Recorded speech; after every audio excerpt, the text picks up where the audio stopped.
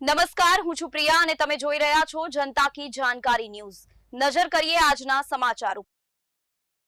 ભાભરની the હીરપુરા સહકારી મંડળીના ગોડાઉનમાંથી ગેરકાયદે અનધિકૃત યુરિયા ખાતરનો જથ્થો અન્ય થેલીઓમાં પેક કરીને કમર્શિયલ હેતુ માટે ફેક્ટરીઓ વેચાણ કરવાનું મોટું કૌભાંડ ઝડપાયું છે।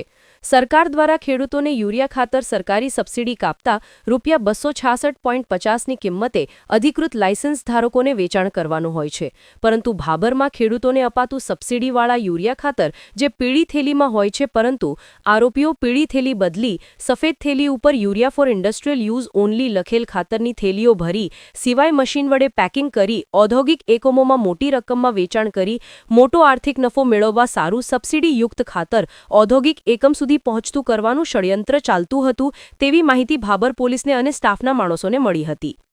ભાભર પોલીસે બાતમીવાળી જગ્યા ભાભરના હીરપુરા વિસ્તારમાં દરોડા પાડતા સ્થળ ઉપર સબસિડીવાળું અધિકૃત યુરિયા ખાતરનો જથ્થો અન્ય થેલીમાં પેક કરી અને ટ્રકમાં ભરતા પોલીસે ₹15 લાખનું યુરિયા ખાતર અને અન્ય સહિત ₹22,19,990નું મુદ્દામાલ ઝડપી પાડી ટ્રક અને યુરિયા અન્ય મુદ્દામાલ કબજે કરી 3 આરોપીઓ સામે ગુનો નોંધી 2 આરોપીને ઝડપી લીધા છે અને ગોડાઉન સીલ કરી ખેતીવાડીને જાણ કરી છે।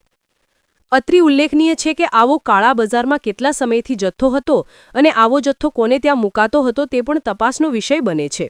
આમ આવો કૃત્ય કરનાર સામે પીબીએમ પ્રોફેશનલ કાળા બજારનો કેસ થઈ શકે તેવી શક્યતા છે। સુનિલભાઈ ગોકલાણી, ભાભર।